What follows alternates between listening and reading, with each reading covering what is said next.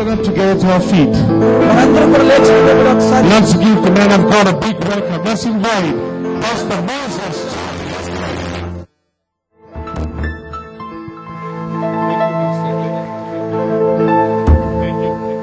How are you all doing? ఎలా ఉన్నారు మీరంతా?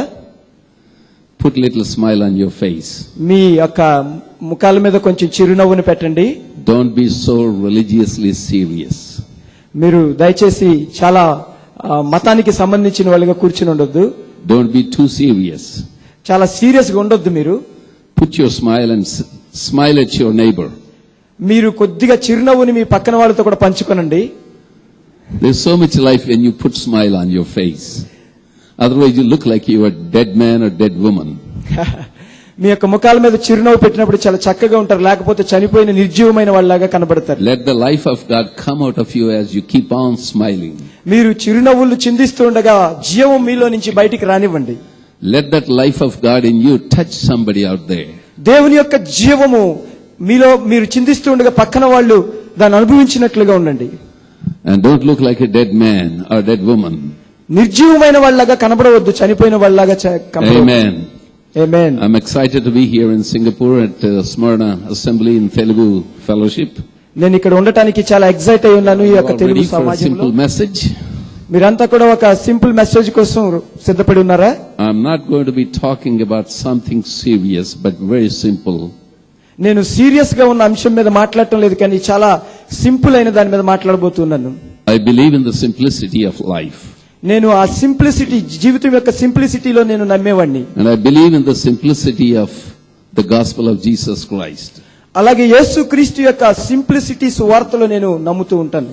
And in fact, I always tell the churches in America, every time I go to, that we need to come back to the simplicity of the gospel of Jesus Christ. నేను America వెళ్ళినప్పుడు వాళ్ళకి ఎప్పుడు చెప్తూ ఉంటాను, మనం ఎప్పుడు కూడా సువార్తలో నా సింప్లిసిటీలోకి రావాలి అని చెప్పి.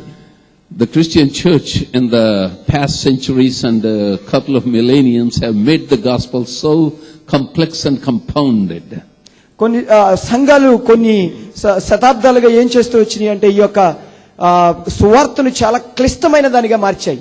But it's about time that we need to come back to the simplicity. ఇది ఆ సింప్లిసిటీలోకి తిరిగి రావడానికి ఇది సమయం. After all, we're talking about a man who was born into the poorest of the poor families of this world.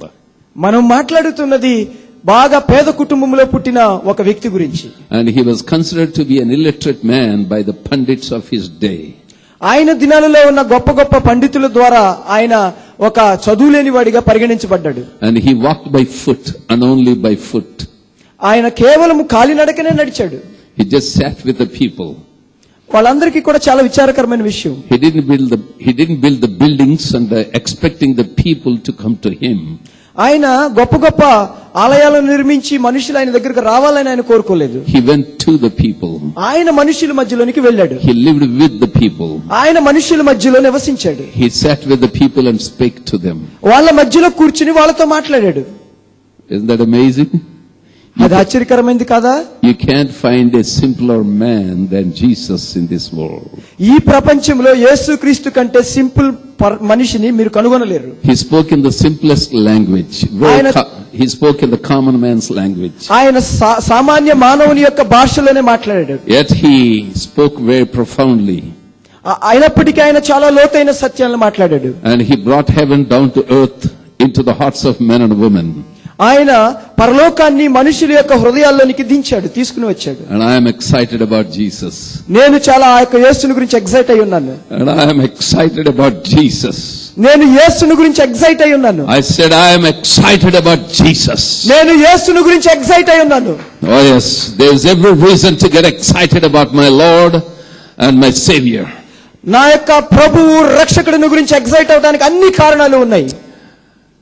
And let me read a portion of the scripture found in the Gospel of Matthew chapter 28. మత్తయి సువార్త 28వ అధ్యాయము 18, 19 and 20.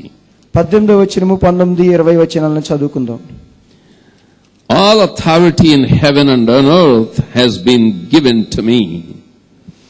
18వ వచనం. అయితే యేసు వారి యొద్దకు వచ్చి పరలోకమందును భూమి మీదను నాకు సర్వాధికారం ఇయ్యబడి ఉన్నది. Therefore go and make disciples of all nations, baptizing them in the name of the Father and of the Son and of the Holy Spirit.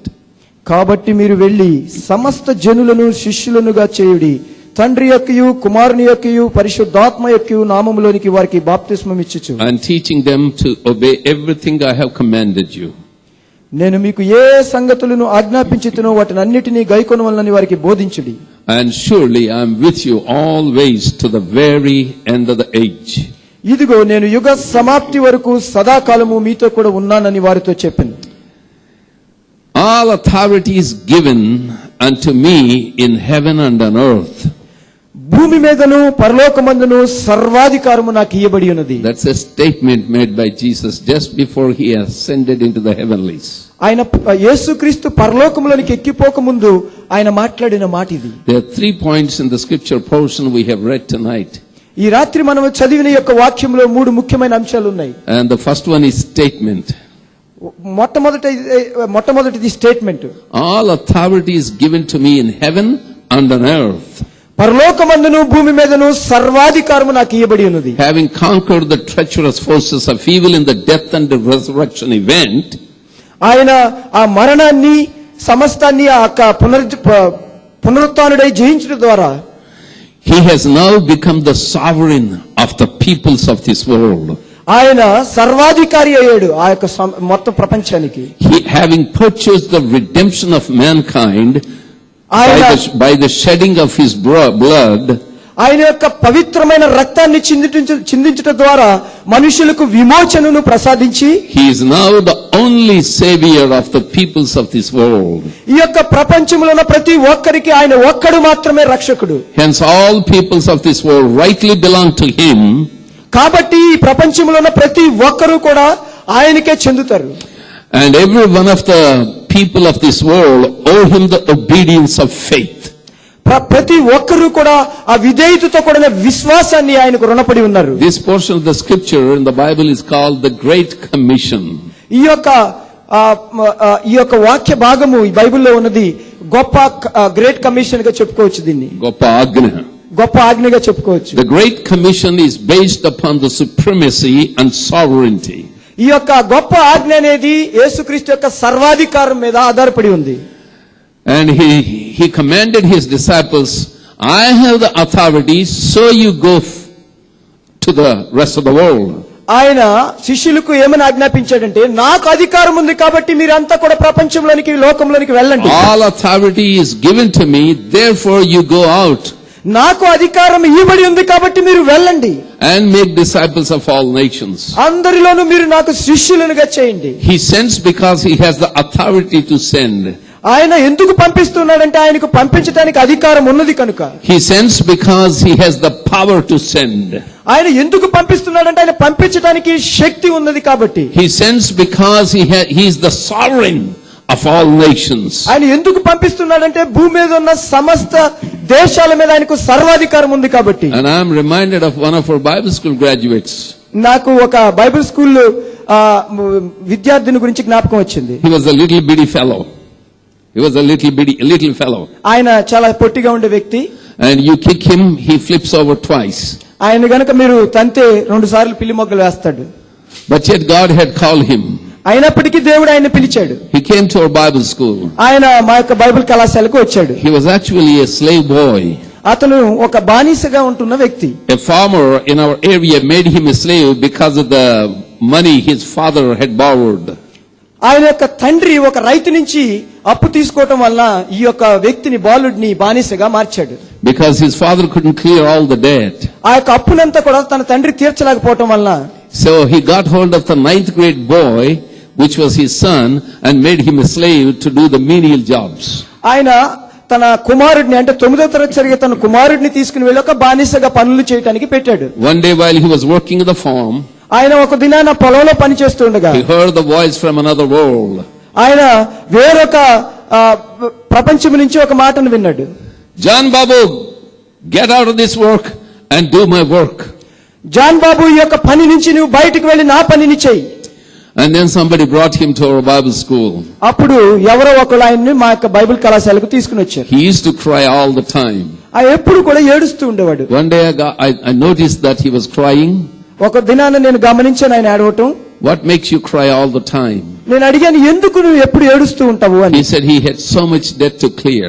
అప్పుడు అతను చెప్పాడు, నాకు చాలా అప్పు ఉంది దాన్ని తీర్చడానికి అని. And he told me the story about his father not clearing the debt. అప్పుడు తన తండ్రి ఏ విధంగా అప్పు చేసి దాన్ని తీర్చలేదో నాకు చెప్పాడు. And that he was made a slave boy. తను ఎలా బానిసగా మార్పు చెందాడో కూడా చెప్పాడు. I said, how much is the money you owe to the farmer? నేను అప్పుడు అడిగాను, ఆ రైతుకు నువ్వు ఎంత అప్పును తీర్చాల్సి ఉంది అని. Every time I ask, it increases, sir. అప్పుడు అతను చెప్పాడు, నేను ఎప్పుడు అడిగినా సరే అది పెరుగుతూనే ఉంటుంది అని. How much is it now? నేను ఇప్పుడు అది ఎంత అని అడిగాను. 500 rupees, he said. అతను చెప్పాడు 500 రూపాయలు అని చెప్పి. You know how much 500 rupees in Singaporean dollars? మీకు తెలుసా 500 రూపాయలు ఎన్ని డాలర్లు సింగపూర్ ప్రకారం? You know how much? It's very little money. మీకు తెలిసి ఎంత, అది చాలా తక్కువ మొత్తం. I gave him 1000 rupees. నేను అప్పుడు 1000 రూపాయలు ఇచ్చాను అతనికి.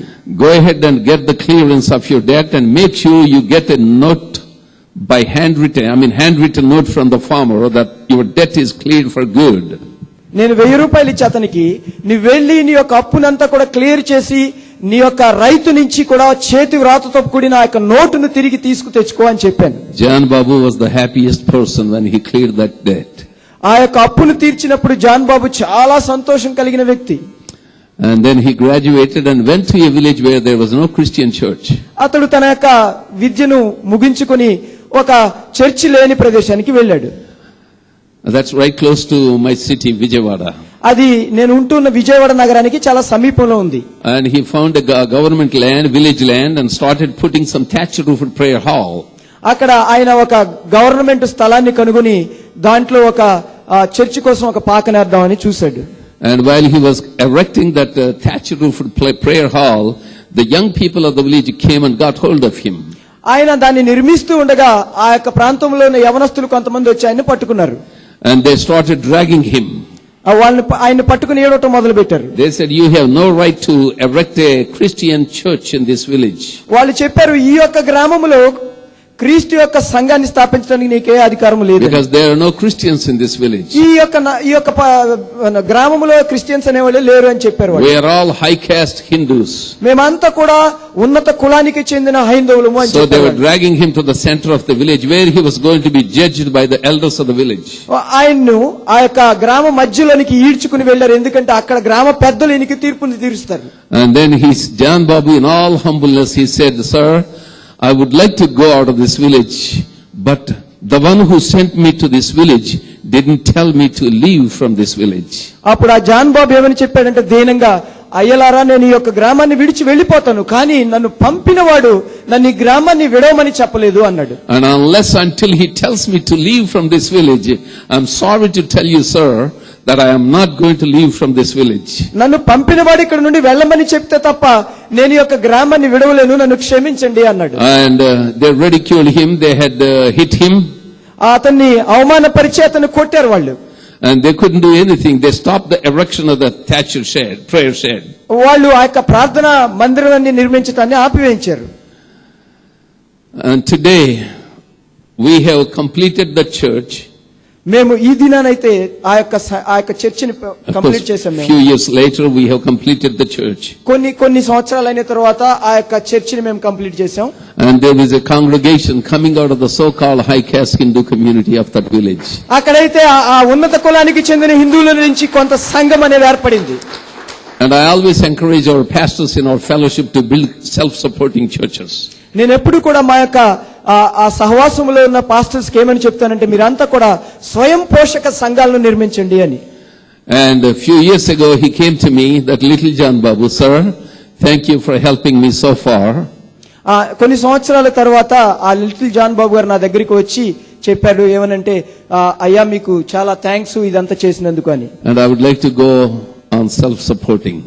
అప్పుడు ఆయన చెప్పాడు, నన్ను నేను పోషించుకునే విధంగా స్వయం పోషకంగా నేను వెళ్ళాలనుకుంటున్నాను. When you know you are sent by God to somebody to speak about Jesus, then you better know that you are representing the sovereign of the universe.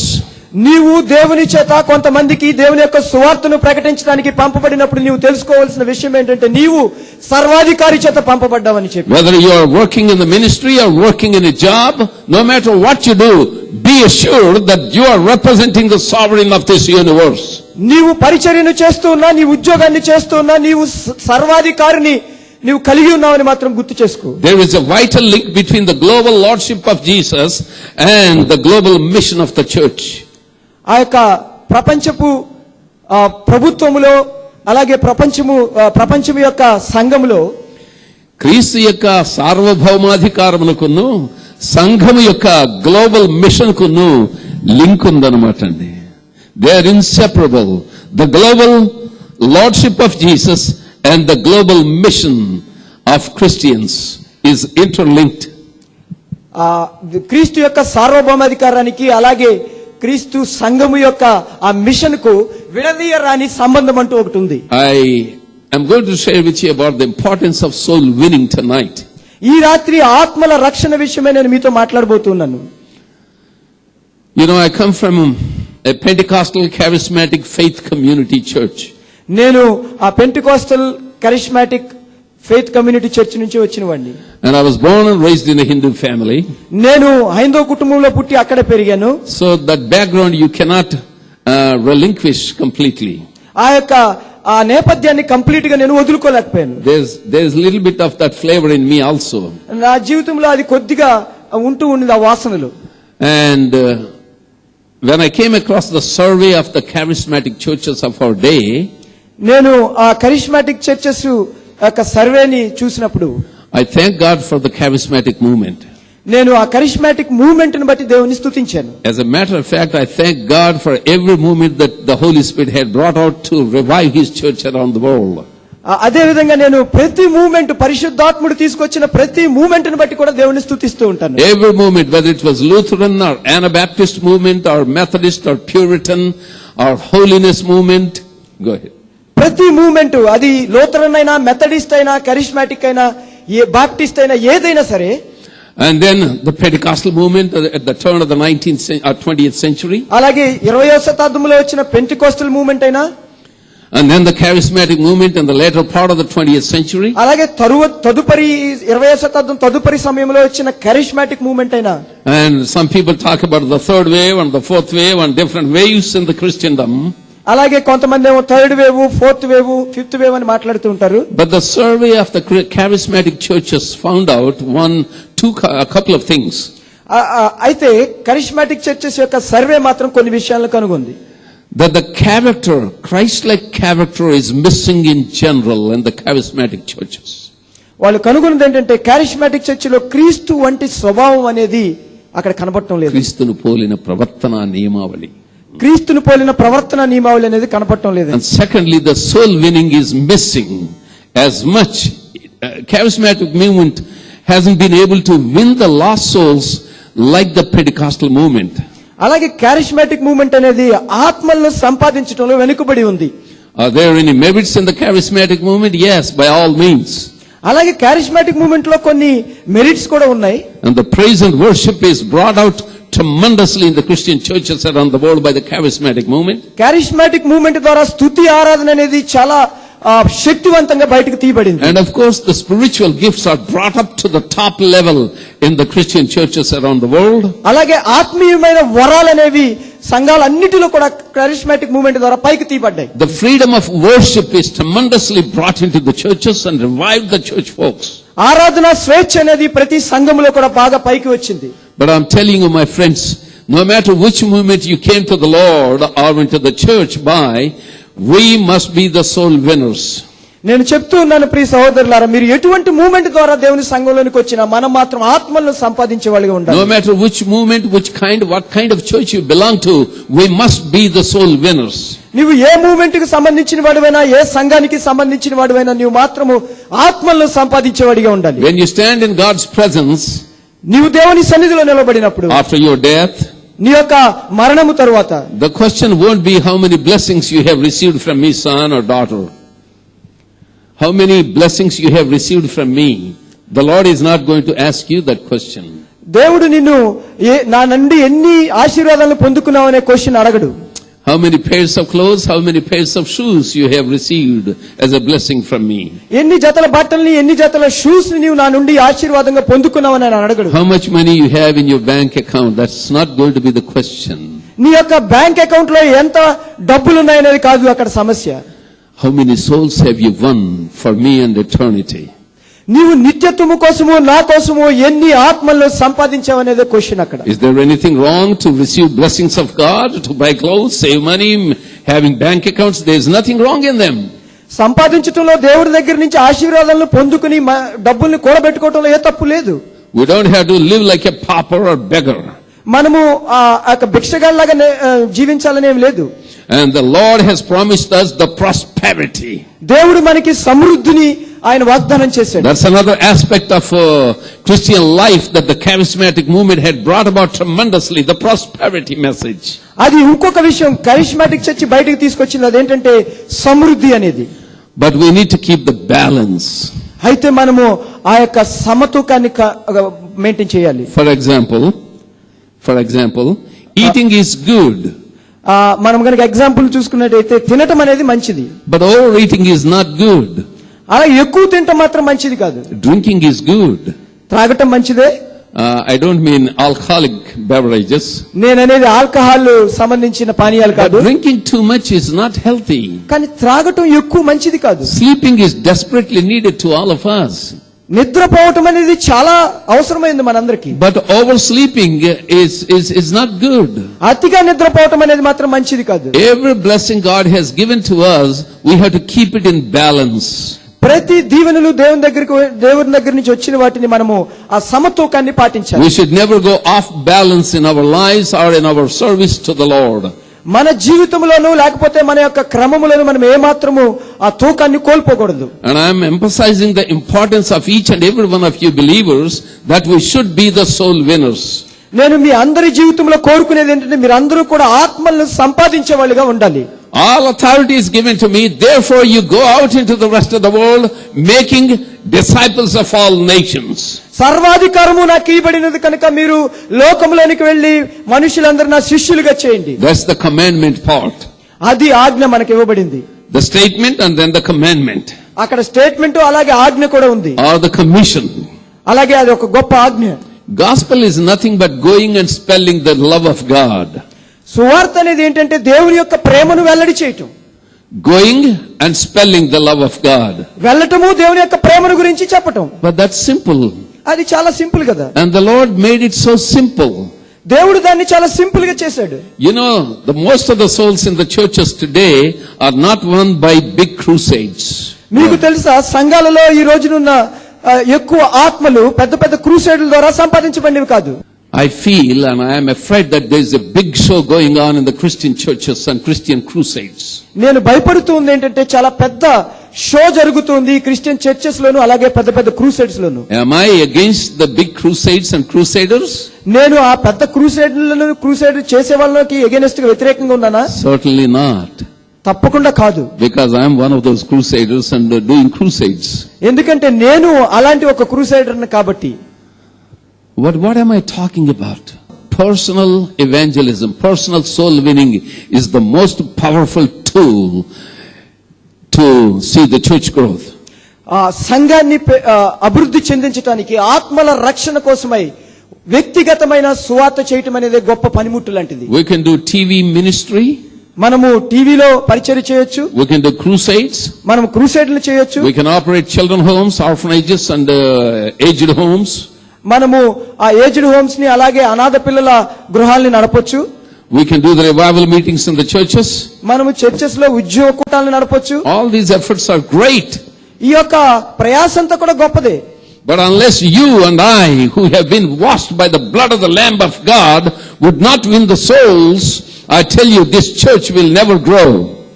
నీవు నేను ఎవరైతే దేవుని యొక్క రక్తంలో కడగబడ్డామో మనమంతా కూడా దేవుని కోసమే ఆత్మలను సంపాదించుకోకపోతే సంఘం అనేది పెరగదు. Going out, spelling God's love, in order to make disciples of all peoples is the key and great commission of the Lord. బయటకు వెళ్లి ప్రతి ఒక్కరికి దేవుని ప్రేమను ప్రకటించి దేవుని కోసము శిష్యులుగా తయారు చేయటం అనేది దేవుడిచ్చిన గొప్ప ఆజ్ఞలో చాలా ప్రాముఖ్యమైంది. Go, preach, teach, baptize in order to make disciples of all nations. That's the important part of the commission. ఆ ఆజ్ఞ యొక్క ప్రాముఖ్యమైన విషయం ఏంటంటే వెళ్లి వాళ్ళకి నేర్పి ప్రకటించి వాళ్ళ జీవితాలను బాప్తిస్మం ఇచ్చి వాళ్ళ శిష్యులుగా మార్చటం. I don't know how long you have been a Christian believer. నాకు తెలియదు మీరు ఎంతకాలంగా క్రైస్తవ విశ్వాసిగా ఉంటూ I ఉన్నారు. don't know how long you've been saved.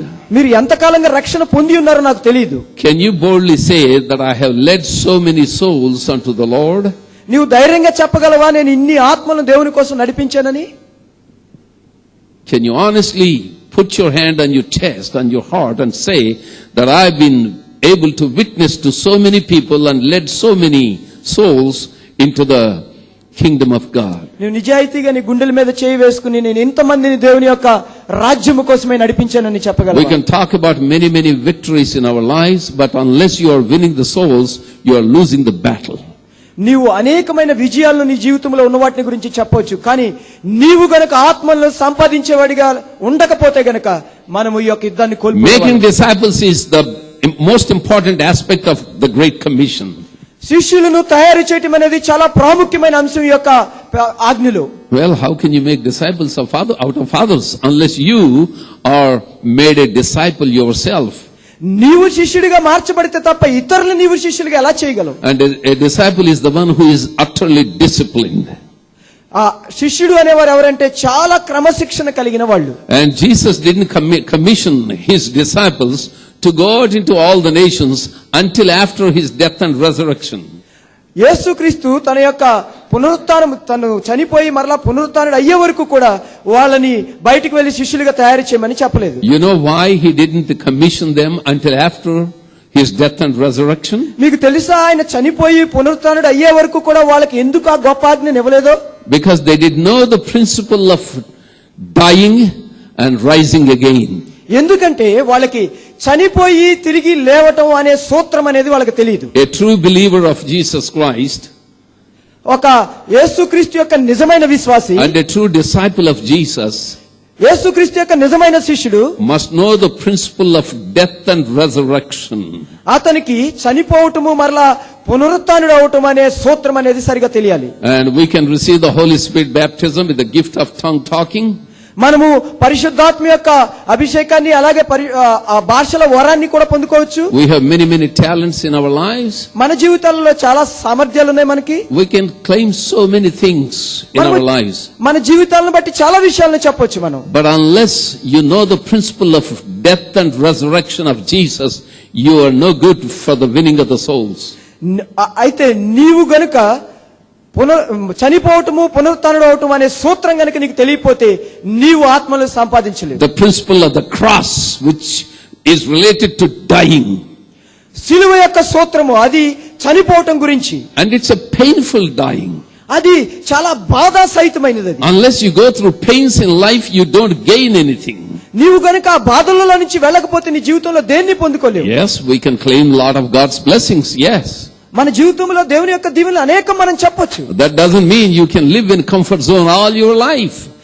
అది నీ జీవితంలో నువ్వు ఎప్పుడూ కూడా నీ యొక్క కంఫర్ట్ జోన్ లో జీవించడం కాదది. There is pain in this life. ఈ యొక్క జీవితంలో బాధ అనేది ఉంది. You have to go through the birth pangs in order to, the woman have to go through the birth pangs in order to deliver a baby.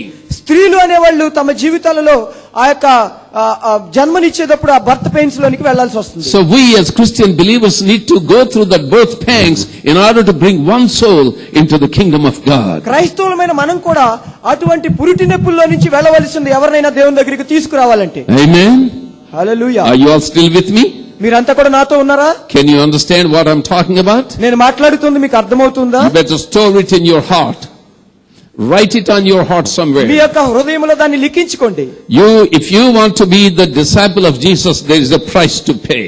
నీవు గనుక యేసుక్రీస్తు యొక్క శిష్యుడిగా మార్పు చెందాలంటే దానికి వెల చెల్లించాల్సి ఉంది. Unless you are willing to pay the price, you will never bring a soul into the kingdom of God. నీవు వెల చెల్లించడానికి ఇష్టపడకపోతే గనుక నీవు ఎప్పుడు కూడా దేవుని దగ్గరికి ఒక ఆత్మను తీసుకుని రాలేవు. Which means you cannot be a fruitful disciple in the kingdom work. అంటే దేవుని యొక్క రాజ్యంలో నీవు ఫలవంతమైన శిష్యుడిగా ఉండలేవు. unless you bear fruits for the glory of God and to bring souls into the kingdom, you are a fruitless person. నీవు గనుక దేవుని యొక్క రాజ్యములోనికి ఆత్మలను తీసుకుని వచ్చే విధంగా ఫలించకపోతే నీవు ఫలించలేని వాడిగా ఉంటావు. You know, God can use an available pile of mud. దేవుడు ఒక మట్టి ముద్దను కూడా ఉపయోగించుకోగలడు తెలుసా? God can use a pile of dirt. మీకు తెలుసా ఆ యొక్క మురికిని కూడా దేవుడు ఉపయోగించుకోగలడు. I mean, ధూళిని వాడుకోగలడు. He can use the dirt of this world, a pile of dirt. దేవుడు ధూళిని కూడా ఈ లోకంలో ఉన్న దాన్ని వాడుకోగలడు. You know who you are? నీవు ఎవరో తెలుసా నీకు? You are nothing but a pile of dirt. నీవు ఆ ధూళి నుంచి వచ్చిన వాడివే, మట్టిలో నుండి. And I am nothing but a 6 feet tall pile of dirt. నేను ఆ 6 అడుగుల ఆ మట్టి సుద్ద లాంటి వాడిని. God wants to pick up that pile of dirt or a lump of clay and then shape it up and then suit it in order to bring souls into the kingdom of God. దేవుడు ఆ యొక్క మట్టి సుద్దను తీసుకుని దానిలో నుంచి జీవనము వదులుట ద్వారా దేవుని యొక్క రాజ్యంలోనికి ఆత్మను You తీసుకున్నారు. see, anything we see has to be processed. మీరు చూసినట్లయితే ఇక్కడ ఉన్నది ఏదైనా కూడా ప్రాసెస్ చేయబడాల్సి ఉంది. Processed through heating, melting and molding. అది చూసుకుంటే కనుక మనము వేడి చేయటం ద్వారా అలాగే మౌల్డ్ చేయటం ద్వారా దాన్ని ప్రాసెస్ చేస్తారు. Unless you go through the process of being heated, melted and molded, you will never be shaped up. నీవు ఆ యొక్క వేడి చేయటం, కరిగించబడటం, మౌల్డ్ చేయబడటం అనే దాని ద్వారా వెళ్ళటం వల్ల తప్పితే నీవు ఒక షేప్ కి రావు. If you are not willing to be shaped up by the Holy Spirit, you will be shipped out of the kingdom of God. నీవు గనుక పరిశుద్ధాత్మ ద్వారా ఒక ఆకారంలోనికి తీసుకురావడానికి ఇష్టపడకపోతే గనుక నీవు దేవుని యొక్క రాజ్యంలో నుంచి బయటికి పంపివేయబడతావు.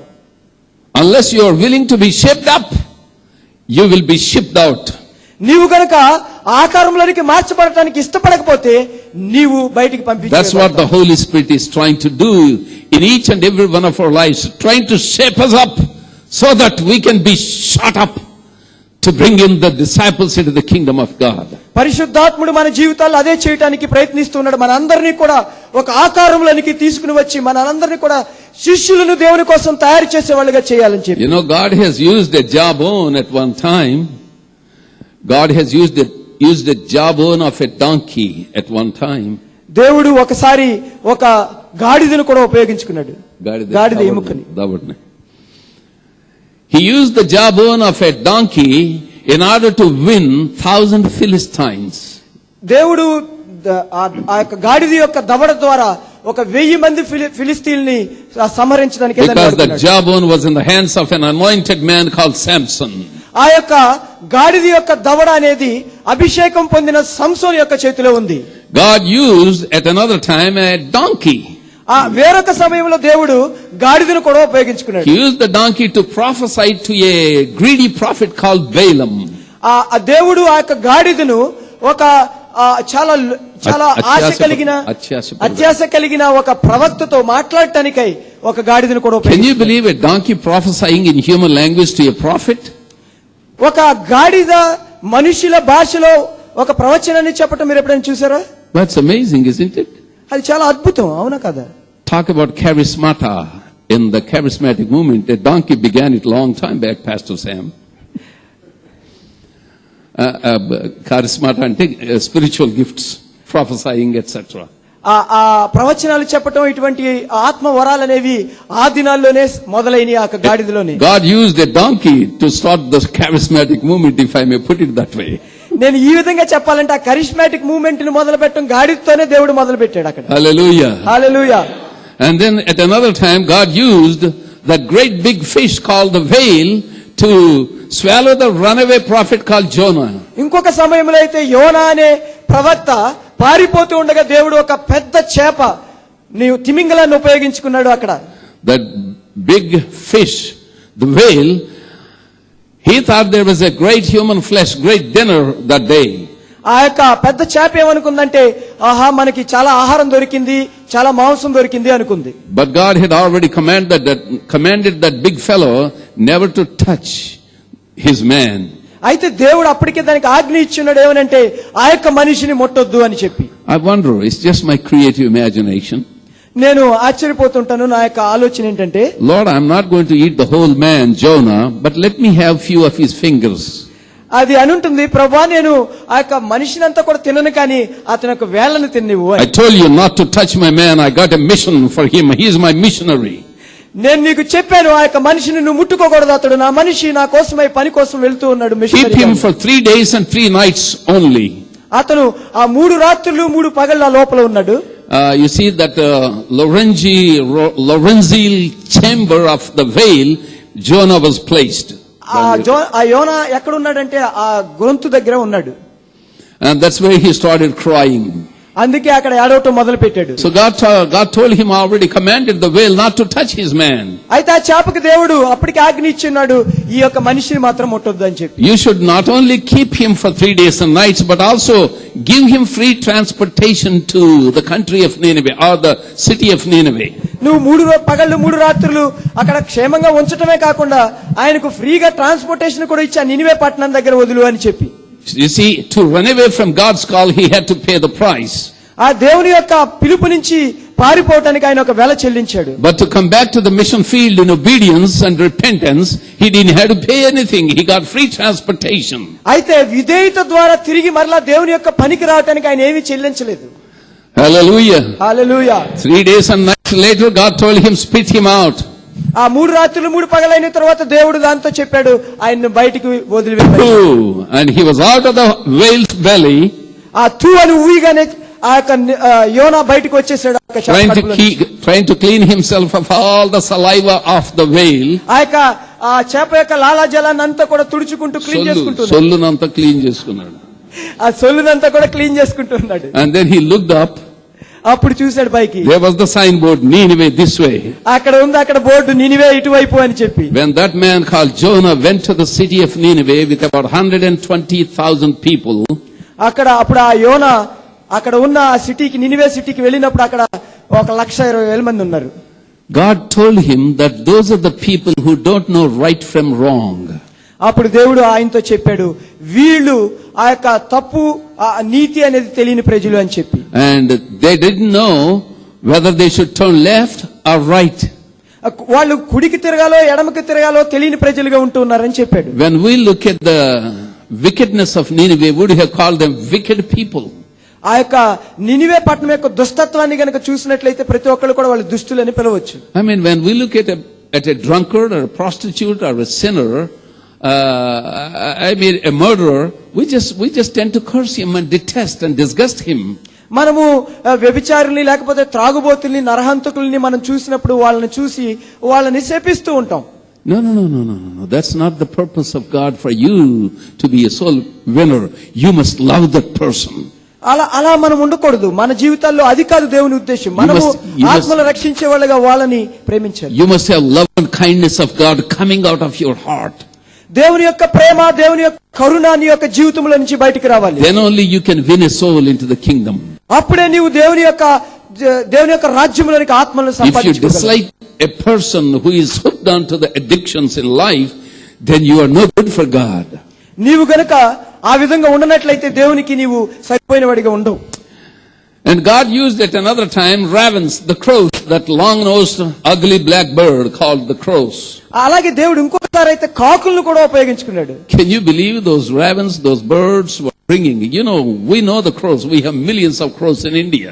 మనకి తెలుసు కాకుల గురించి, ఎందుకంటే మనకి లక్షలాదిగా కాకులు ఉన్నాయి భారతదేశంలో. Just like lokulu, kakulu are there in India. A lot of lokulu, a lot of kakulu. ఆ లోకులు కాకులు అనేవాళ్ళు చాలా మంది ఉన్నారు ఇండియాలో. And those birds are never known to give anything to humans. ఆ యొక్క పక్షులు కాకులైతే మనుష్యులు అనే వాళ్ళకి ఏది ఇవ్వటం వాటికి తెలియదు. They snatch everything out of our hands. మన చేతుల్లో నుంచి ఏదైనా ఉంటే లాక్కుని పోతా ఉంటాయి. Those ugly, bloody birds got hold of some things I was eating when I was a little boy. ఆ యొక్క They అందవికారమైన snatched some sweets out of my hand when I was a growing boy. నేను బాలుడిగా ఉన్నప్పుడు నా చేతుల్లోంచి అందవికారమైన పక్షులు నా చేతుల్లో ఉన్న మిఠాయిలను లాక్కుని పోయాయి. But can you imagine that God would pick up an ugly, long-nosed black bird called crow to bring some meat pieces and bread pieces to the hungry prophet called Elijah? నీవు ఊహించగలవా? అటువంటి అందవికారమైన పొడవు ముక్కు కలిగిన అటువంటి పక్షుల్ని ప్రవక్త అయిన ఏలియాకి కొన్ని మాంసం ముక్కలను తీసుకురావడానికి దేవుడు ఉపయోగించుకున్నాడని. Talk about food distribution ministries today. మనము గనక ఆ యొక్క ఫుడ్ డిస్ట్రిబ్యూషన్ చేసే పరిచర్య గురించి మాట్లాడినట్లయితే, I mean, food distribution organizations are around the world. ఆ యొక్క ఆహారాన్ని పంచే ఆర్గనైజేషన్స్ ఈ ప్రపంచం నలుమూలలోనూ ఉన్నాయి. God used the ravens or the crows to start the food distribution ministry a long time back. అయితే దేవుడు మాత్రం ఇటువంటి ఆహారాన్ని పంచిపెట్టే పరిచర్యను ఆ కాకుల ద్వారా అనేక సంవత్సరాల క్రితమే ప్రారంభించాడు. What am I saying in all this?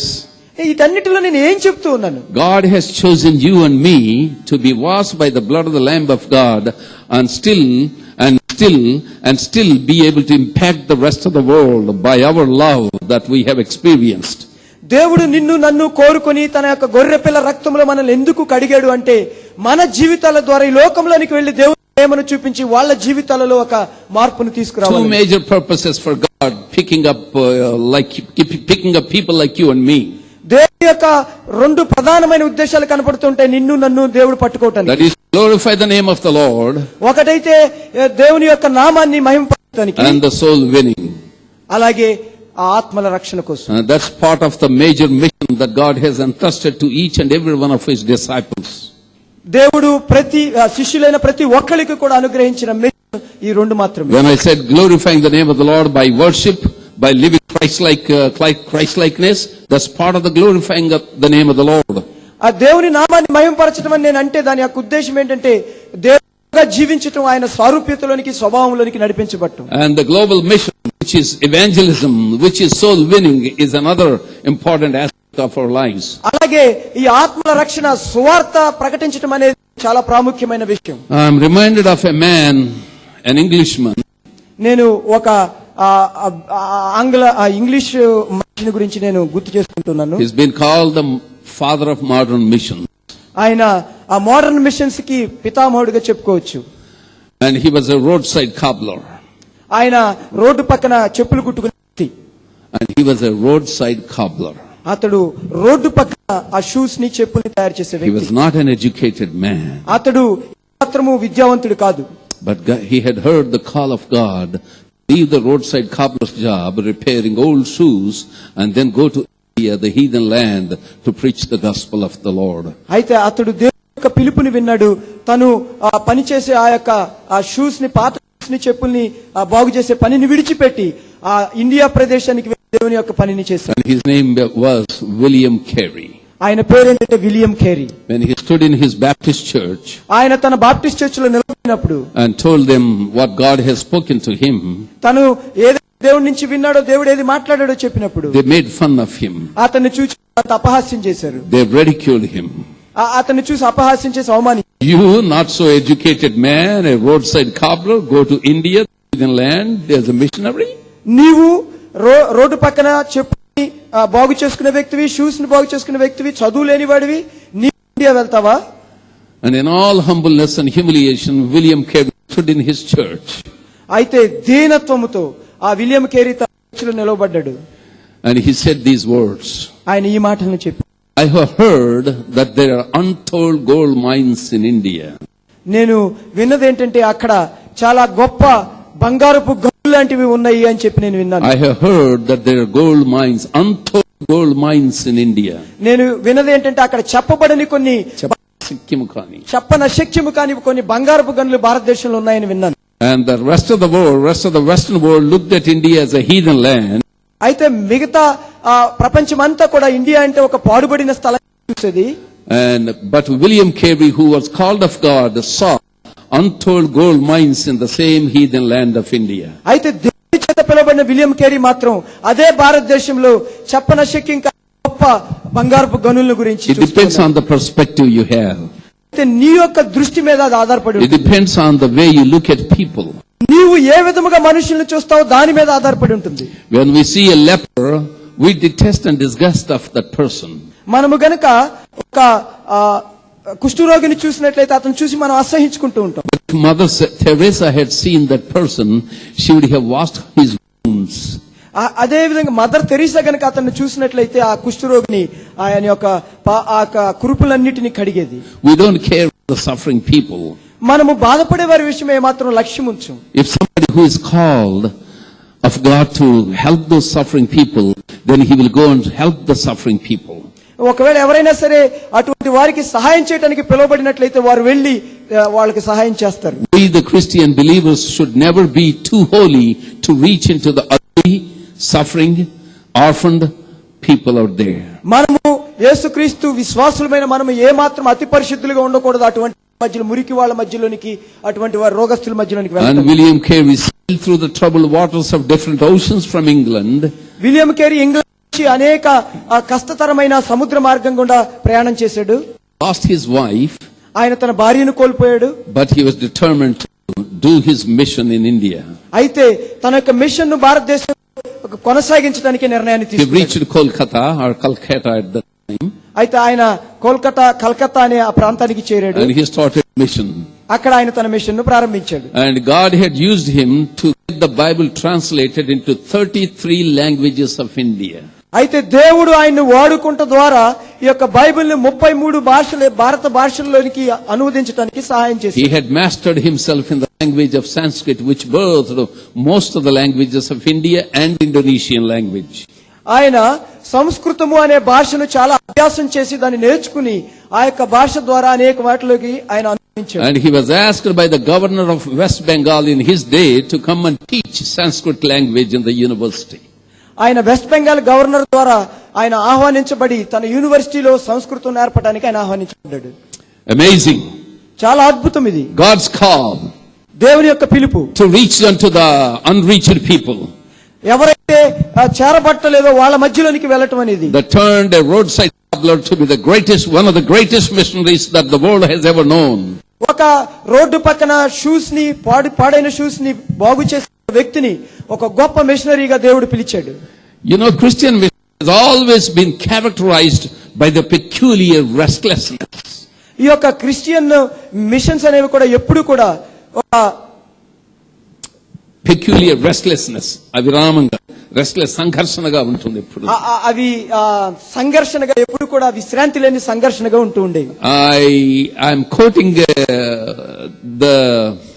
quoting something from the minutes of a great big Pentecostal organization. నేను ఒక పెద్ద పెంటెకోస్ట్ సంస్థలో ఉన్న మినిట్స్ నుంచి ఒక మాటను మీతో పంచుకుంటున్నాను. I'm going to quote, so you have to listen carefully. After considering the ripened fields and open doors for evangelism this year, ఈ సంవత్సరపు కోతకు వచ్చిన వాటిని అన్నిటిని మేము చూసిన తర్వాత strong men wept and said they were not only willing but also anxious to go. They were weeping and anxious to go to the mission field. వాళ్ళు ఏడుస్తూ చాలా ఆసక్తి కలిగి ఆ మిషన్ ఫీల్డ్ లోకి వెళ్ళాలని ఎదురు చూస్తున్నారు. And the session of that great big organization was so filled with the passion for souls upon their hearts. ఆ యొక్క గొప్ప సంస్థ యొక్క ఆ సమయం అంతా కూడా ఆ ఆత్మల గురించి గొప్ప భారంతోనూ తృష్ణతోనూ నిండిపోయింది. The question to us, ఒక ప్రశ్న మనందరికీ, how much do we weep in our churches today for the lost souls? మనము ఎంతగా నశించిపోవచ్చున్న ఆత్మల కోసం ఏడుస్తున్నాం మన సంఘాల్లో. How much burden do you and I carry in our bosoms? మన యొక్క హృదయాలలో ఎంత భారాన్ని మనం అందరం కూడా కలిగి ఉన్నాం. You know, all of our churches around the world, most of the churches, 99% of the churches have empty seats. మీకు 99% ఆ సంఘాలన్నీ కూడా చాలా ఖాళీ కుర్చీలతో ఈ ప్రపంచంలో ఉన్నాయి. Yes, we can brag about the church growth. God is doing marvelous things. Church అనేది అభివృద్ధి చెందుతుంది, దేవుడు అద్భుతాలను చేస్తున్నాడు. Look at the empty seats. You all turn toward your right and look at the empty seats. మీ కుడి వైపుకు తిరిగి అక్కడ ఉన్న ఖాళీ కుర్చీలను చూడగలరా మీరు? Does it concern you and me? అది మీకు ఏదైనా భారంగా కనబడుతుందా? Are you satisfied? You men of God, I am very dissatisfied.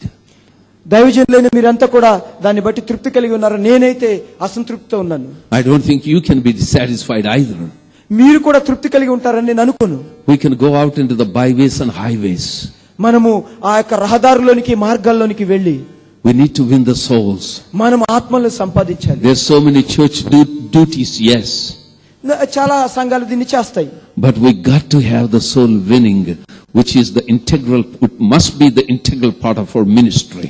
అయితే మనకు మాత్రం ఈ యొక్క ఆత్మల సంపాదన అనేది మాత్రం చాలా ప్రాముఖ్యమైనదిగా మన యొక్క పరిచర్యలో ఉంది. One of the greatest men in the world, one of the greatest preachers in the world is in San Antonio, Texas in America. ఒక ప్రపంచంలో ఒక గొప్ప ప్రసంగికుడైన వ్యక్తి ఆ టెక్సాస్ లో ఉన్నారు, అమెరికా. Dr. John Hagee. ఆయన John Hagee, pastor and founder pastor of Cornerstone Church. ఆయన ఆ కార్నర్ స్టోన్ అనే చర్చి పాస్టర్ గాను వ్యవస్థాపకులు గాను ఉన్నారు. Thousands of people come to his church. వేలాదిగా ప్రజలు ఆయన యొక్క సంఘానికి వస్తూ ఉన్నారు. His TV program has been watched by millions of people. ఆయన యొక్క టీవీ ప్రోగ్రాము మిలియన్స్ గా ప్రజలు దాన్ని చూస్తూ He's ఉంటారు. a great orator, preacher. ఆయన వక్త, చాలా చక్కగా మాట్లాడగలడు. I met him at one time. ఆయన ఒక్కసారి నేను కలిశాను. And he said, Brother Moses, are the people in India hungry for the gospel? ఆయన అప్పుడు నన్ను అడిగాడు, బ్రదర్ మోజెస్, ఇండియాలో ఉన్న ప్రజలు సువార్త కోసం ఆకలి కలిగి ఉన్నారా? Yes, they are. నేను అప్పుడు చెప్పాను, అవును అని చెప్పి. It depends on the church you go to find the hungry people. అది నువ్వు వెళ్ళే సంఘాన్ని బట్టి ఆధారపడి ఉంటుంది ఆకలి కొని ఉన్న వాళ్ళు అని. You know, Brother Moses? నీకు తెలుసా brother Moses? In our country, we are trying to feed the same fat pigs all the time. మేమైతే కనుక మా యొక్క దేశంలో ఎప్పుడు కూడా ఆ బలిసిన పందుల్ని మేపుతూ ఉంటాం అని చెప్పాడు ఆయన. That's what he said about the church people in American churches. We are feeding the same fat pigs from Sunday after Sunday. ఆ బలిసిన పందులనే మేము ప్రతి వారం తర్వాత వారం వాటినే మేము మేపుతూ ఉన్నాం మా యొక్క అమెరికాలో అని చెప్పాడు. That's a strong statement. అది చాలా కఠినమైన I statement. wouldn't dare to make such statement. అటువంటి స్టేట్మెంట్స్ నేను చేయడానికి But ధైర్యం that చేయలేదు. great man of God was dared enough to make that statement. అయితే ఆ గొప్ప దైవజనుడు దాన్ని చేయడానికి ధైర్యం Yes, చేశాడు. we need to feed our congregations. అయితే మనము మన యొక్క సంఘాన్ని మనం పోషించుకోవాలి. We need to feed ourselves with the spiritual food, yes. మనల్ని మనము ఆత్మీయ ఆహారంతో మనం ఎప్పుడు పోషించుకుంటూ ఉండాలి. But we must be concerned of those who are not part of our churches. అయితే మనము తప్పకుండా ఎవరైతే మన సంఘంలో సభ్యులు కారో వాళ్ళని గురించి కూడా మనం ఒకసారి ఆలోచించాలి. Can I share with you a simple thing? నేను ఒక సింపుల్ విషయాన్ని మీతో చెప్పనా? If you're really a blood-washed saint of God, నీవు గనుక నిజముగా రక్తంలో కడగబడిన పరిశుద్ధుడు అయితే, if you're genuinely saved person, నీవు నిజముగా రక్షించబడిన వాడివైతే, can you win a soul in 1 year? 1 year, 1 year, one soul, 1 year. నీవు ఒక సంవత్సరంలో ఒక ఆత్మను రక్షించగలవా? One soul, only one and not two. One soul, 1 year. ఒక్క ఆత్మను ఒక్క సంవత్సరంలో, రెండు కాదు. Well, there's nothing wrong in winning 2 souls, but at least shoot for one. రెండు ఆత్మలను సంపాదించడంలో తప్పేం లేదు, కానీ కనీసం ఒక్క ఆత్మను సంపాదించగలరా? And if our congregations, for example, I don't know how many people you have, Pastor Sam, and how many people, I mean, genuine disciples, believers, strong core membership. If each one of those core membership of every church around the world would win 1 soul a year, we can double up our churches by next year. We can double up.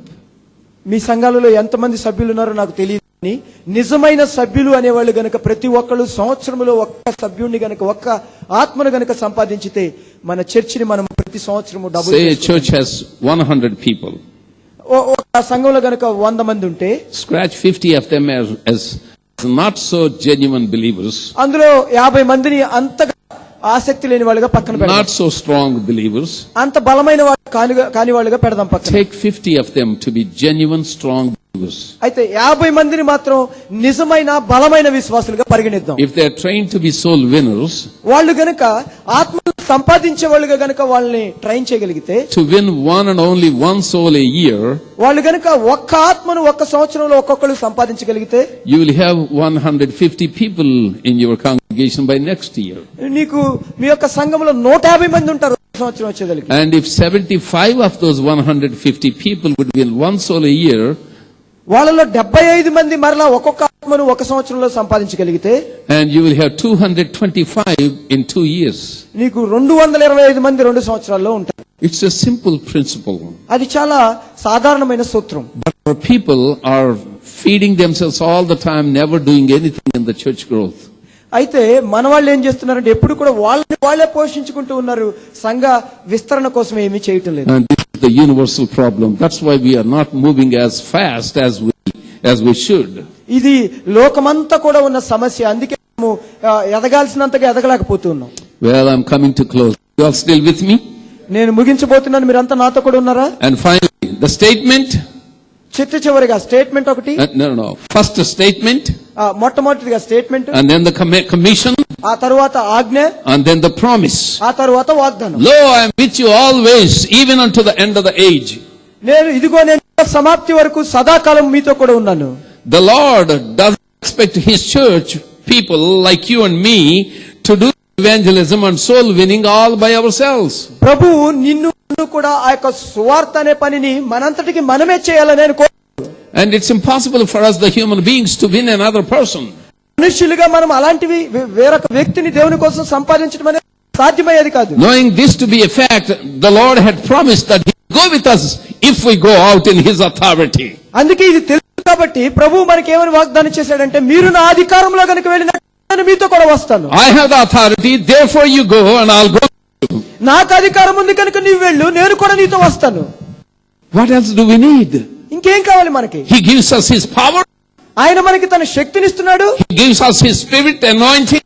ఆయన మనకి తన ఆత్మాభిషేకాన్ని ఇస్తున్నాడు. And His presence goes. ఆయన సన్నిధి మనతో కూడా వస్తుంది. So we don't have to do the soul winning by ourselves. మనము ఆత్మల సంపాదన అనేది మనంతటికి మనమే చేయడం లేదు. Time and again, I was a young man at that time. నేను అప్పుడు ఒక యవనస్తుడిగా ఉండి ఉన్నాను. I was evangelizing. నేను అప్పుడు సువార్తను ప్రకటిస్తున్నాను. And I was the young church planting pastors with me. నాతో కూడా ఆ సంఘాలను స్థాపించే ఆ యువకులైన పాస్టర్లను తీసుకుని వెళ్తూ ఉన్నాను. We went to this municipal town in Andhra Pradesh called Peddam in East Godavari. నేను ఒక మున్సిపల్ టౌన్ గా ఉంటున్న ఈస్ట్ గోదావరి డిస్ట్రిక్ట్ లో ఉన్న దాంట్లో That municipal town was known for high level, high ranking prostitutes. ఒక టౌన్ అనేది చాలా వ్యభిచారులు ఉంటూ ఉన్న ప్రదేశంగా ప్రసిద్ధించింది. వేశ్యలు ఉంటున్న ప్రసిద్ధిగాంచింది. And the prostitute bands were famous from that town as well. Prostitute bands. ఆ భోగం మేళాలు కూడా ఆ యొక్క ప్రదేశం నుంచి చాలా ప్రసిద్ధిగాంచింది. And beautiful woman. వాళ్ళంతా కూడా చాలా అందమైన వాళ్ళు. It's a big in that town. ఆ యొక్క పట్టణంలో చాలా పెద్ద వ్యాపారం. I asked the local pastor if we could go into the streets of prostitutes. నేను అక్కడ ఉన్న పాస్టర్ గారిని అడిగాను, మనం గనక ఆ యొక్క వీధుల్లోకి వెళ్ళవచ్చు. Yes, Pastor Moses, we will go. He was stuttering. నచ్చితో చెప్పింది ఏంటంటే వణుకుతూ, మీకు కావాలంటే వెళ్ళొచ్చు అని. He was afraid to go into the prostitute streets. ఆ వేశ్యలు ఉంటూ ఉన్న వీధుల్లోకి వెళ్ళడానికి చాలా భయపడుతున్నాడు. When I was going to college, God showed me the streets of prostitutes, and I cried like a little baby that night. నేను చదువుకుంటూ ఉండగా దేవుడు నాకు చూపించాడు ఈ యొక్క వేశ్యలు ఉండే విషయాలని. ఆ రాత్రి అంతా కూడా నేను ఏడ్చాను. And walking through the streets of the prostitutes, మేము ఆ యొక్క వీధుల్లో గుండా నడుచుకుంటూ వెళ్తున్నాం. and then an old madam in American English is the woman who keeps the young prostitutes and does the business. అక్కడ ఒక వృద్ధురాలైన స్త్రీ, మేడం అంటే ఎవరంటే ఆ యొక్క వేశ్యలను, యవనస్తులైన వేశ్యలందరూ ఉంచి ఎవరైతే వ్యాపారం చేస్తారో అటువంటి స్త్రీ. And she came to me asking if I would come inside and pray for those young people. ఆమెను నేను అడిగాను, లోపలికి వచ్చి అక్కడ ఉన్న ఆ స్త్రీల గురించి నేను ప్రార్థన చేయొచ్చా అని. Yes, I would, but I took not the young pastors but the old pastors. నేను ఆ యువకులైన పాస్టర్లను తీసుకుని వెళ్లకుండా కొంచెం వాళ్ళని, వయసు అయిన వాళ్ళని తీసుకుని వెళ్ళాను. You never know what happens. ఏమవుతుందో అక్కడ అని. So we walked in. I was a young man. నేను మాత్రం యువకుడినే. And we walked inside. All those prostitutes came out of their rooms. అక్కడ కూడా వాళ్ళ రూమ్స్ నుంచి బయటకు వచ్చి, were absolutely beautiful looking young women. వాళ్ళంతా కూడా చాలా చక్కగా అందరిగా కనపడుతున్న స్త్రీలు. Decorated themselves like anything. వాళ్ళు అలంకరించుకున్నారు చాలా చక్కగా. So I say all of you look absolutely beautiful. నేను అందరూ కూడా చాలా చెప్పాను. వాళ్ళందరూ కూడా నేను చెప్పాను, మీరు అంత ఆనందంగా కనపడుతున్నారని. You know where you got that beauty? మీరు ఎక్కడి నుండి అందాన్ని పొందుకున్నారు అన్నాను. The Creator God gave you that. నిన్ను సృష్టించిన దేవుడు నీకు అందాన్ని ఇచ్చాడని చెప్పాను. Not business with it. కానీ దానితో వ్యాపారం చేయటానికి కాదు. Glorify the Creator God. He blessed you with such beauty on your face. నీకు అందాన్ని ఇచ్చిన దేవుని మహిమపరచటానికే అని చెప్పి నేను. And I knew I would never have another opportunity to speak to them. నాకు తెలుసు వాళ్ళతో మాట్లాడటానికి నాకు మరొక అవకాశం రాదని చెప్పి. And I gave simple message of the gospel and prayed and left. నేను చిన్న సువార్తను గురించిన సందేశాన్ని ఇచ్చి ప్రార్థన చేసి నేను. We knocked the doors of the prostitutes. మేము ఆ యొక్క వేసి గదుల్ని తలుపులు తట్టి. And finally a prostitute opened her house for us to do the afternoon. అయితే అక్కడ చిట్ట చివరిగా ఒక స్త్రీ మాత్రం వచ్చి అక్కడ మీటింగ్ ఏర్పాటు చేయడానికి And several prostitutes came that afternoon. ఆ యొక్క మధ్యాహ్న కాల సమయంలో అనేక మంది వచ్చారు. Not a single man except us, the pastors, all prostitutes. నువ్వు ఇక్కడ పాస్టర్లు చెప్తే మిగతా వాళ్ళు ఏ ఒక్క వాళ్ళందరూ కూడా వేసిలో ఉన్నారు. And I still remember that day. ఆ రోజు నేను ఏమి ప్రసంగించానని ఉంది నాకు. And at the end of the message, the Holy Spirit said, "Son, here and give the altar call." ఆ యొక్క మెసేజ్ చివరి పరిశుద్ధాత్మ నాతో చెప్పింది ఏంటంటే ఇక్కడ ఆపి నీవు ఇప్పుడు అని చెప్పి. I had already seen the tears running down the cheeks of those prostitutes. నేను అప్పటికి ఆ వేశ్యల యొక్క కన్నీరు కార్చిన వేశ్యలు. When I gave the altar call, about 10 of them raised their hand. నేను ఆల్టర్ కాల్ ఇవ్వగానే వారిలో 10 మంది తమ చేతులు లేపారు. The service walked out. మేము అక్కడ ఆ యొక్క క్రమాన్ని ముగించి బయటికి వచ్చాం. And the prostitute who gave her house for the leaning on to the doorpost, ఎవరైతే ఆ యొక్క స్థలాన్ని మీటింగ్ కోసం ఇచ్చిందో ఆమె అక్కడ ఆ ద్వారబంధానికి ఆనుకుని ఉంది. and we were saying, మేము ఆమెకి గుడ్ బై అని చెప్తూ ఉన్నాం. and the still running down her cheeks. అప్పటికి ఆమె చెంపల మీద పడుతూనే ఉంది. Sir, she told me, అయ్యా, we are terrible sinners. పాపులము అంది. Are you sure this God about is prepared to forgive the terrible sinners? ఇటువంటి ఘోరమైన పాపం ప్రకటిస్తూ ఉన్న దేవుడు క్షమించగలని నువ్వు అనుకుంటున్నావా? Amma, not only is he prepared, he has already forgiveness when he died on the cross. నేను అప్పుడు ఆయన ఇవ్వటానికి సిద్ధపడిన వాడే కదా, ఆల్రెడీ తను ఆ శిలువలో మరణించడం It's ద్వారా. up to you to ask forgiveness. ఆయన యొక్క క్షమాపణను అంగీకరించడం చెందిందే అని చెప్పాను నేను. By your faith in him and by repenting of sins. నీ యొక్క పాప క్షమాపణ పశ్చాత్తాపడటం ద్వారా, శ్వాసం ఉంచడం ద్వారా నువ్వు పొందుతావని చెప్పాను. Sir, would you please come back to our community and tell us this great God? ఒకవేళ ఆ విధంగా అయితే గనుక అలా మీరు దయచేసి మా మధ్యలోనికి వచ్చి ఈ గొప్ప దేవుని గురించి మరలా అంది. After that, I had to go to the United States to go to a seminary again. నేను అది జరిగిన తర్వాత అమెరికాలో ఒక సెమినరీకి వెళ్ళటం జరిగింది. And 1 year came back home to see my wife and 4 children. ఒక సంవత్సరం భార్యను నాకున్న 4 పిల్లల్ని చూడటానికి నేను రావటం జరిగింది. Upon the went to that municipal town to speak on a Sunday. మేరకు ఆ యొక్క మున్సిపల్ టౌన్ లో ఒక ఆదివారం నాడు నేను వెళ్ళాను. That woman who gave her house for that meeting. రోజు నేను ఎవరైతే మాకు స్థలాన్ని ఇచ్చిందో ఆ యొక్క And she stood up and greeted me this.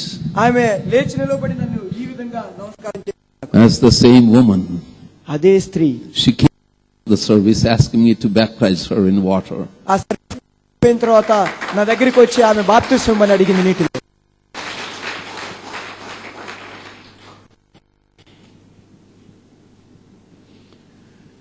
You know, there are so many people around us that don't know the reality of the love of God. మన మధ్యలో అనేక మంది ఉన్నారు దేవుని యొక్క ప్రేమను గురించి నిజమైన విషయం తెలియని వాళ్ళు. We are having jolly good time in our churches. మనం అనుకుంటున్న సంఘాలలో మనం చాలా సంతోషంగా మంచి సమయాన్ని కలిగి ఉంటున్నాం. Freedom of worship in our services. మన యొక్క ఆరాధనలలో దేవుని యొక్క స్వాతంత్ర్యాన్ని స్వేచ్ఛని కలిగి ఉండటం గొప్పది. To receive and experience the blessings of God. దేవుని యొక్క ఆ దీవెనలను పొందుకోవటం, అనుభవించటం. But remember those who are not inside the church. కానీ ఆ సంఘము లోపల లేని వాళ్ళ గురించి కూడా think of those who are not having eternal life in them. నిత్య జీవము వాళ్ళలో లేదో వాళ్ళని గురించి కూడా ఆలోచించండి. People are dying out there. వాళ్ళు మీకు తెలుసా మంది నశించిపోతున్నారు బయట. Dying and going to hell. వాళ్ళు చనిపోయి నరకానికి వెళుతూ ఉన్నారు. Unless you feel pain in your soul, you can never reach and touch one soul. ఆత్మలో నీవు వాళ్ళు చనిపోవటాన్ని అనుభవిస్తే తప్ప నీవు వాళ్ళ దగ్గరికి వాళ్ళని సంపాదించలేవు. Let's close our eyes. మన మూసుకుందాం మనం. All authority is given unto me in heaven. పరలోకమందును భూమి మీదను సర్వాధికారం నాకు ఉన్నది. Therefore you go. కాబట్టి మీరు వెళ్ళండి. Therefore go ye, therefore go ye, therefore ye. కాబట్టి మీరు వెళ్ళండి, వెళ్ళండి మీరు. Preaching and teaching. మీరు వాళ్ళకి నేర్పండి, వాళ్ళకి చెప్పండి, ప్రకటించండి. And make them disciples. వాళ్ళను శిష్యులుగా చేయండి. Lo, I am with you always. ఇదిగో నేను సదాకాలం మీతో కూడా ఉన్నాను. That promise was made to those who are willing to go in his authority. ఎవరైతే ఆయన యొక్క అధికారంలో వెళ్తారో వాళ్ళ కోసమే ఆ వాగ్దానం చేయబడి ఉంది. Are you willing to go? నీవు వెళ్ళటానికి ఇష్టపడుతున్నావా? In your leisure time, సమయమును నీవు ఇవ్వటానికి ఇష్టపడుతున్నావా? in your job, in your workplace, నీ యొక్క పని స్థలాలలో are you willing to witness of God's word to somebody that's working with you? దేవుని యొక్క కృపను ఎవరికైనా నీవు సాక్ష్యం ఇవ్వటానికి, నీతో పని చేసే వాళ్ళకి సాక్ష్యం ఇవ్వటానికి నీవు సిద్ధంగా ఉన్నావా? May the Holy Spirit fill your hearts with the burden for the lost. దేవుని యొక్క పరిశుద్ధాత్మ మీ హృదయములో నశించుచున్న వాళ్ళ పట్ల భారము కలిగించును గాక. Let you experience the birth pangs of the dying of the lost. నశించిపోతున్న వాళ్ళ యొక్క ఆ యొక్క పుట్టును నీవు అనుభవించి, And I pray that you would be a winner.